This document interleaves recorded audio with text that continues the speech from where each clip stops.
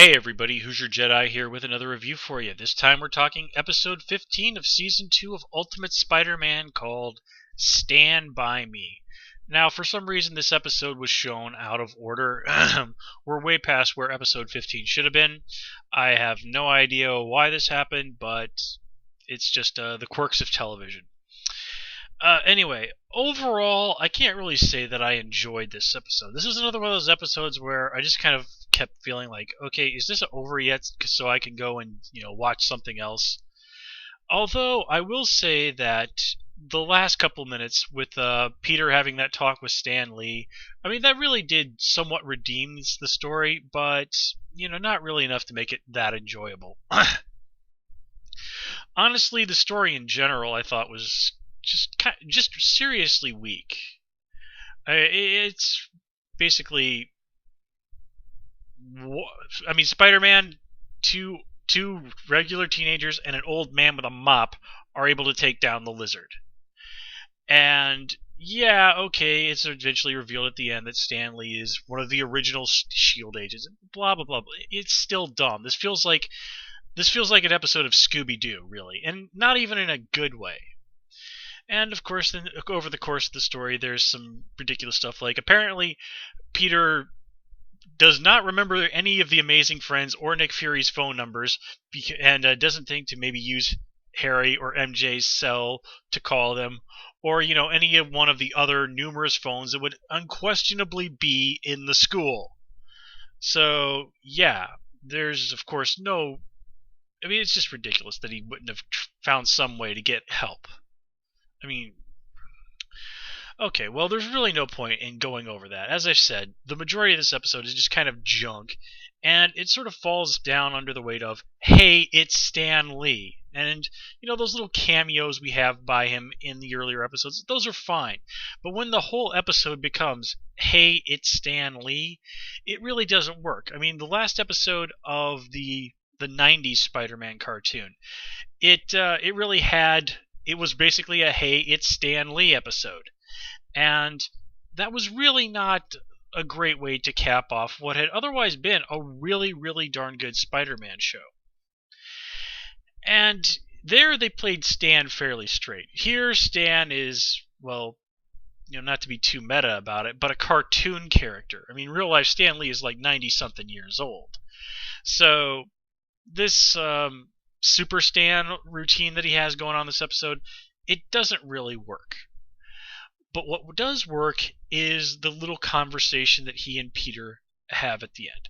Now this is something that has popped up, like I said, in the 90s Spider-Man cartoon, and we've seen Stan Lee interact on a very one-on-one basis with the Marvel characters that he created in the Marvel universe in the comics before. And it's either usually just fun or, like it is here, it's oddly touching. This is the guy who co-created Spider-Man, and listening to him offer Peter those words of encouragement and tell him that you can be one of the greats, which, Spider-Man has repeatedly proven himself, despite what other heroes think of him, what the public thinks of him, even what the people closest to him, like Aunt May, have at times thought of him, that he really is one of the best. That the way he bears the burden of being Spider-Man, with great power coming great responsibility, that's what truly makes Spider-Man such a great hero. And just as a fan, as I said, just seeing the man that helped bring Spider-Man about, kind of saying that to him, it is really, to me, genuinely touching. I mean, I know that's all very meta, but still. And of course, I do like that they kind of gave a little acknowledgement to Steve Ditko, where they say Stan at the end says, "Hey Steve," to some random person who we barely see. This is, of course, as I said, a nod to Steve Ditko, who was the artist who Stan co-created Spider-Man with. A lot of people make the mistake and think that it was the legendary Marvel artist Jack Kirby that Stan co-created Spider-Man with, and that's not true. Spider-Man was actually one of the exceptions in that he was not co-created. He was not created together between Stan Lee and Jack Kirby.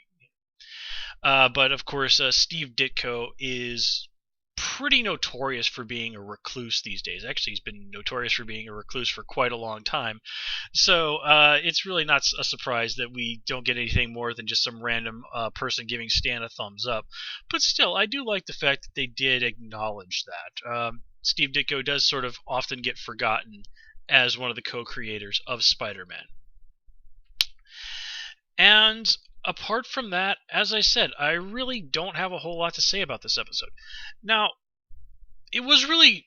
Well, okay, I'll let you take that back. The fact that Peter didn't check to make sure that it was the Lizard, that it wasn't the Lizard erasing Curt Connors, that was really stupid.